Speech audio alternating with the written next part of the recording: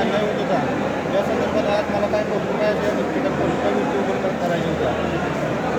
M असलेली बाबू असलेली भाऊसाहेब पाटील असलेली अनेक मान्यवर राहुल जगताप असलेली लांबे तज्ञ असतील अनेक मान्यवर व्यासपीठ होत असतील मला काही व्यासपीठ किंवा व्यासपीठाला नाही. परंतु आज मला असं सांगायचे राहुल तहसीलदार याची मीटिंग होती. ती मीटिंग मला सगळ्यात महत्त्वाचं अखिल भारतीय बैलगाडी संघटना ही वैयक्तिक आहे तर छकड्या मालकांची आहे यासाठी मला स्पष्टीकरण मला हवं होतं त्यांच्याकडून. परंतु आज मी हा प्रश्न विचारणार म्हणून संघटनेतील काही पदाधिकारी त्या ठिकाणी उपस्थित राहिलेला नाही की याचा उत्तर जनतेनं हुडकावं आणि त्यांना त्या माध्यमातून त्याला ते उत्तर मिळालं नाही की त्यांच्याकडे त्या जनतेच्या प्रश्नाचं उत्तर नव्हतं म्हणून ते इथं आज पोचले नाही. माझा पूर्णपणे त्या लोकांच्यावर आक्षेप आहे. दुसरा माझा मुद्दा आहे की सर्वसामान्य छकडा मालक जी देणगी स्वरूपात पावती केली देणगी स्वरूपात न करता ती तुम्ही सभासद नोंदणी म्हणून तुम्ही 500 रुपये घ्यायला पाहिजे होतं तर 500 रुपये त्यांनी हिशोब द्यावा. दुसरा विषय माझा असा आहे की प्रत्येक छकडा मालकांनी सभासद नोंद करून घ्यावा आणि ते त्याची आम्ही परवाची पुण्यामध्ये बसवून आम्ही जी यादी तयार केलेली आहे सगळ्यांच्या विचारानं एखाद्या कोणाच्या बापाची संघटना नाही सर्व छकडा मालकांची ही बैलगाडी संघटना आहे तर त्यांनी मानलेलं त्याचं एकही नाव त्यांनी कॅन्सल करू नये. मला हे माझे प्रश्न उत्तर त्यांनी द्यावी होती.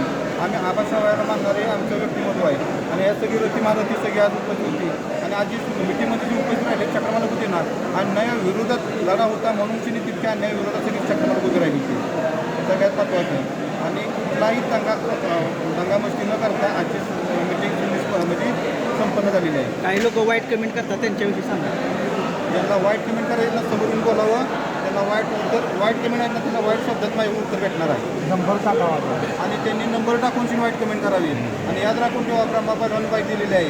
जर तुम्ही स्टेटमेंट विरुद्ध द्याल तर माझ्यासारखं वाईट मी बोलतोय तीच करून दाखवतो आणि कोणाला तुम्हाला घेऊन यायची त्याला घेऊन जो म्हणतो ना माझी संघटना आहे मी केली संघटना मी याव केलं त्याव केलं त्याला माझं सरळ उत्तर आहे की संघटना एखाद्या बापाची कोणाची नाही. ही 6 बैलांची बंदी होती आता ती सांगितले उद्यापासून बसल्याच्या वाड्यावरती निर्णय जो झाला आहे तो पुढून फायनल असणार आहे. उदयन महाराजांपेक्षा कुठलीही संघटना कुठलाही नेता मोठा नाही सर्वसामान्य छकडा मालकाने नाही नेवारा उदयनराजे बसल्याच्या वाड्यावरती जाणार आहे. इथून पुढचं नियोजन कसं काय असणार आहे दादा आता पुढचं? आता आजची जी मिटिंग झालेली आहे सगळ्यांनी आपल्या मनातलं मनोगत व्यक्त केलेलं आहे. त्यांनी त्या गोष्टीवरती विचार करावा. आम्ही राहुलभाई नाना असलेली मागणी तात्या असलेली राहुल जगताप असलेली तर सगळ्या मान्यवरांनी त्यांना एक चान्स दिलेला आहे की इथून पुढे त्यांनी योग्य निर्णय घेऊन त्यांनी संघटना चांगल्यापणे चालवावी आम्हाला असं वाटतं.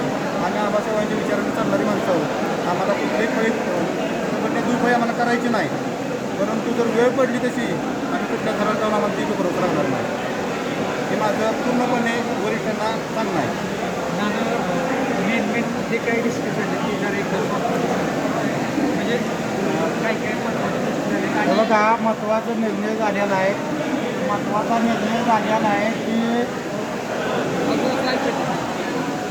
महत्त्वाचा मुद्दा झालेला आहे की संचालक वाढीचा विस्तार कमीत कमी ह्या 30-32 लोक जो आता झालेले आहे त्यांचा सगळ्यांचा विस्तार आणि एकही नाव त्यातलं गाळ होता कामा हा पहिला मुद्दा.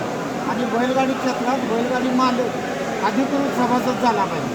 या बैलगाडीच्या मालकाचा जर अधिकृत सभासद झाला तर संघटनेला सभासदांना अधिकार आहे संघटनेचे पद हस्तक्षेप करण्याचा निवडणूक लागून अध्यक्ष बदलायचा असू दे उपाध्यक्ष असू दे सचिव असू दे कार्याध्यक्ष असू दे ही बदलायचा अधिकार बैलगाडी मालकांना आहे.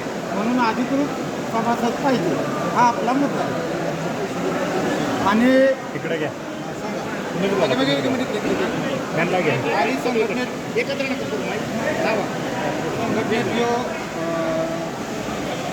कसं आहे आपल्या मराठीतून म्हण आपल्या की आंब्याच्या आडी घातल्यानंतर एक आंबा नासका लागला तर सगळी आडी खराब करतो याचा प्रकार झाला तर तेव्हा आंबाच काढून टाकला तर आडी चांगली पद्धतीने पिकली जाते. समजणारं समजून घ्यावं मला काय सांगायचं ठीक आहे. आणि या तुम्ही बोला तुम्ही या समोर